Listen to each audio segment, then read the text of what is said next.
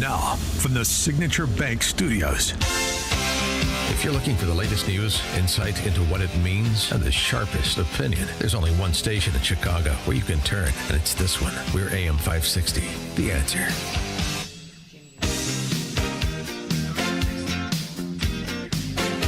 All right, good Friday morning. So excited to have our next guest on. He is the one and only Kevin Matthews, author of Proud Mary, and his second book. And guess what? There's a documentary in the works, which is so exciting. And it's actually completed and will be out in October with more on all of this. We're getting him to do Jimmy Shorts, right? He's going to do it, right? Oh, come on. Okay. We're going to get serious first, then we'll do that.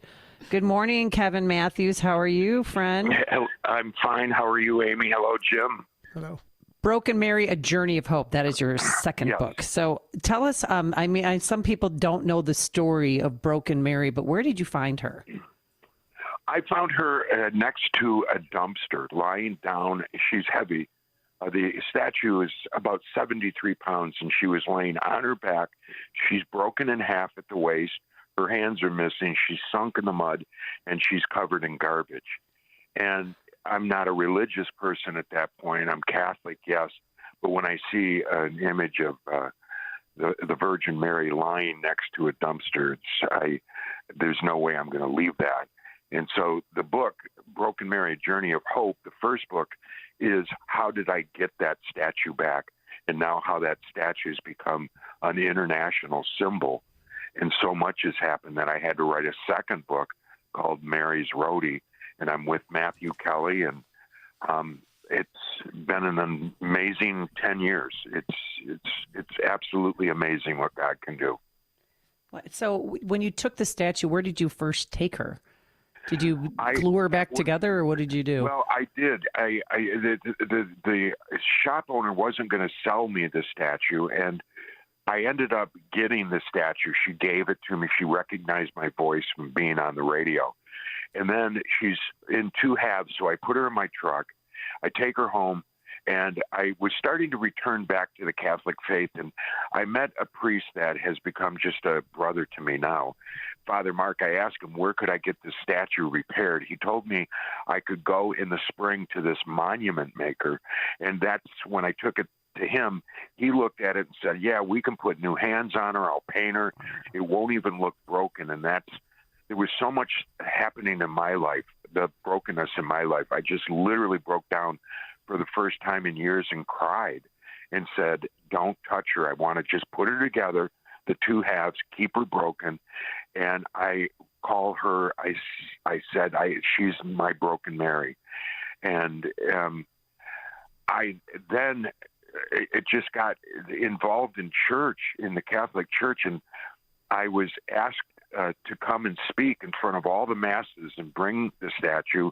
And I said out of my mouth, I said, we're all broken, but we're loved by God. And I also said that this statue doesn't belong to me. It belongs to the broken. And I said, if you're broken and want to take the statue to a family member, people did. They started to take her into hospice, into emergency rooms, into homes, into prisons. The most broken took her and still are taking her. And now it is just, the world is hearing about Our Lady of the Broken, as she's called in the Catholic faith. And it's truly an amazing story to watch God open this door. And at this time in the world, just take a look. Are we not broken? Yeah. From even our new Pope, God bless him, and to everyone, you and Jim and Amy and everyone listening now in their car, we're all broken, but we're loved by God. And it's a nice wake-up call to remember who's responsible for your life. God is. So this is amazing to me, and I think I'm so. It's staggering that you've gone through this journey, and thank you so much for doing it too. But my question is we've moved away from religion in this country, and in Europe before us, the people who attend church has been going down for decades. Do you believe that things like this can, and have you seen evidence of it, that it can draw people back into the Catholic Church and into a faith-based life? Yes, and I'm Catholic, and this is a statue of the Virgin Mary. I don't worship a concrete statue, but I do love and honor the Mother of Christ. And if anyone is far detached from God, you can ask Mary to help you go to God. And that's what I love about the Virgin Mary and the Immaculate Heart of Mary. She is everyone's mother. Whether you like it or not or believe it or not, she is everyone's mother. Even Jesus from the cross said, "Behold, my mother." That is ours. And you take people that are leaving the church, you're leaving Jesus, you're leaving God. And that's a choice. God gave us all freedom. We can believe or not, and there's a consequence. I look at England. England is godless right now. But again, Henry VIII, look at what he created. It's totally collapsed.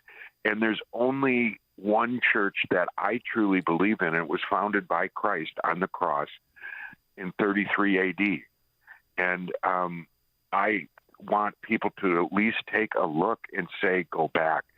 Everyone, I'm going to prisons. Everyone has a chance to return to him and be forgiven. Literally be forgiven. You're loved. I'm so tired of people saying God is a menacing God. God gives kids cancer. Why did I get my heart attack and things like that? No. Take responsibility of your life. God has given you freedoms. You've chosen to do things.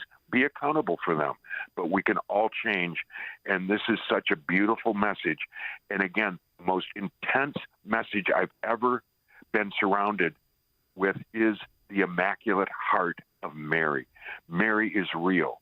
Christ is real. The Holy Spirit and God is real. And I look at the world today, and I'm blessed with so many great things in my life, beautiful grandkids and whatnot. But at the same time, this world no longer scares me. Good. So you wrote Broken Mary, A Journey of Hope, but then you wrote a sequel, Mary's Roadie. What's Mary's? How do the two books differentiate from each other? Well, what I ended up doing is I told parishioners to take Mary, and people just took her for 3 years, 4 years. They still do. And so many letters were coming into Father Mark and myself. He suggested I, do a follow-up book. And I'm privileged to be with author Matthew Kelly. And this is the first book. Mary's Roadie is my time on the road with Our Lady, the Immaculate Conception Mary, and this statue. But I had to include pictures because I was afraid people wouldn't believe me of what has been happening, the miracles that have been happening. And so this is the first book Matthew Kelly published with photos in it. And Broken Mary, Mary's Roadie, the new book, the follow-up, I'm very proud of. And you can get that at Amazon.com, anywhere you want to get a book. Well, tell us about some of those miracles. Without giving the entire book away. I would say, I think one in particular, there's this dear woman, and I've worked around a lot of folks who have had suicidal, that whole word, there's just such a sad stage in anybody's life, mothers who have lost sons. And this one woman in particular was so distraught and just gave up. And who cannot blame, when you lose your son. And what has happened since she has come to Mary, and she has become one of my best friends, she's leading others, she's recuperating, she's blooming again.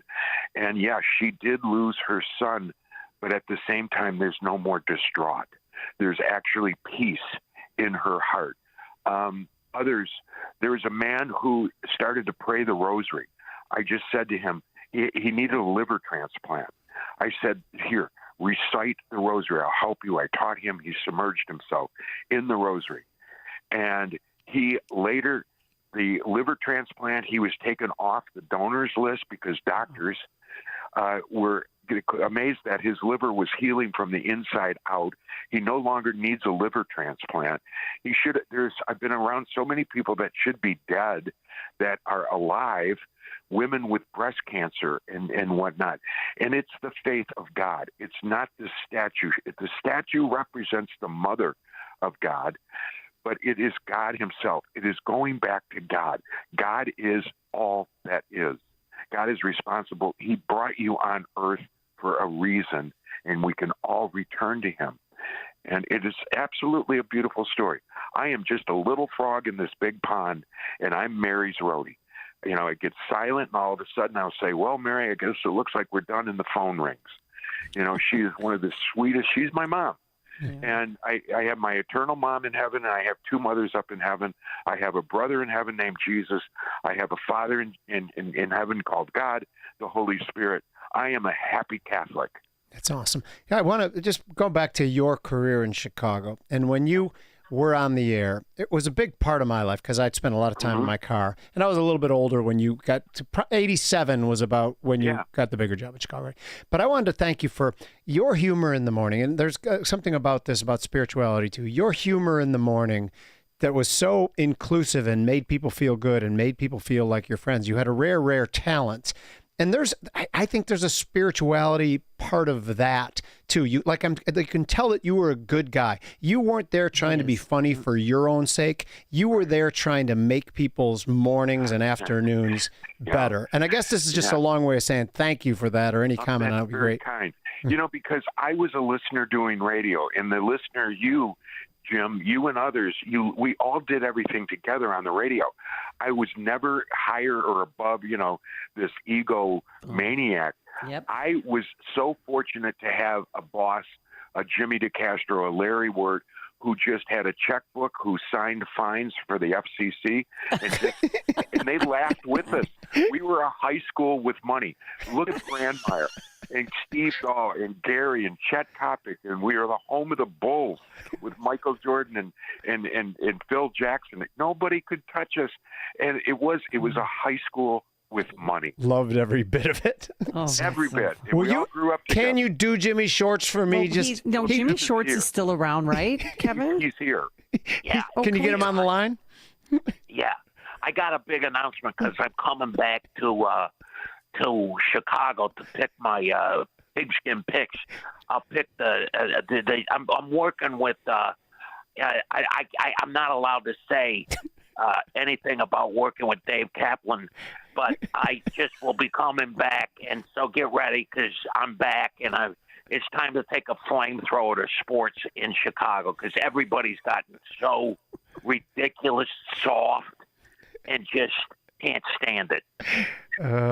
Jimmy, how do you feel about the Bears moving to Arlington Heights? Well, we'll all be dead by the time the stadium's built, so who cares? You got to play where you can. I mean, that thing's not going to pop up overnight, and it'd be kind of nice, right? It'd be nice. And I just you know what? Everybody just play one game at a time. That's all you got to do. I'm so tired of reading about how the Bears are going to do. And Caleb, take the nail polish off your fingers. If I were the new coach, I would have said, Caleb, come on in here. Let me see your nails. And I would have taken a hammer to his fingers. He hasn't earned it yet. Oh, man. He's like this jackass in Cleveland. Oh, get ready. There's a clown show. Who's the jackass in Cleveland? What am I missing, Jimmy? Sanders kid. Oh, yeah. Oh, yeah. Speeding tickets, and he's not even packing. He didn't even show up in Wisconsin for, to draft the NFL. He's packing for the Hall of Fame. Little idiot. If I'm a linebacker, I'm going for his ribs. I'm trying to break 7 in one play. Jimmy Shorts, tough man. Yeah. Clap his lungs. Oh, all right. We want to ask Kevin Matthews one more question. Yeah. Notice how How are you? There's, I think, a devil on one side and a little angel on the other. Yeah. Well, I do want to thank you because there are a lot of Chicago radio personalities who are they're not good human beings. They think so highly of themselves. And you were never like that to me, and I really appreciate that. life's too short. Plus, I got a wife that just keeps me grounded. That's what they do. Yeah. Yeah, it's not. And like I said, this documentary is absolutely beautiful. Yeah, let's talk about that. When is it coming out? Is it completed? Yes, it is. Right now, they're just tweaking it and whatnot. I've got ODB Films is just so. It's a giant amongst giants. God puts you in place with the best. That's how come I'm with Matthew Kelly. I'm with ODB Films. This is coming to a theater in October. I'll give you guys the exclusive when that comes out. Oh, good. And it is absolutely beautiful. It's not about me. It's the message. We're all broken, but we're loved by God. And it is a beautiful message for today. All right. Thank you so much. Broken Mary, A Journey of Hope is your first book. Mary's Roadie is your follow-up. Yeah. And the documentary will be out in October. Yeah. And we don't know what on platform yet, right?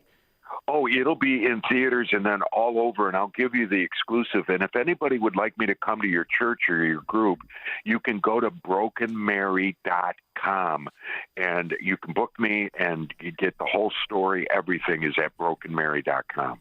Okay, great. Thank you so much, Kevin Okay, Matthews. Jim, love thank you you, to and Amy, I pieces. love you. Yeah, stay cool. Thanks for everything you do. God bless you. I love you. Bye-bye. God bless you. I love you too so much. And he joined us on our turnkey.pro answer line. You're listening to Chicago's Morning Answer with Dan Proft and Amy Jacobson on AM 560. The Answer.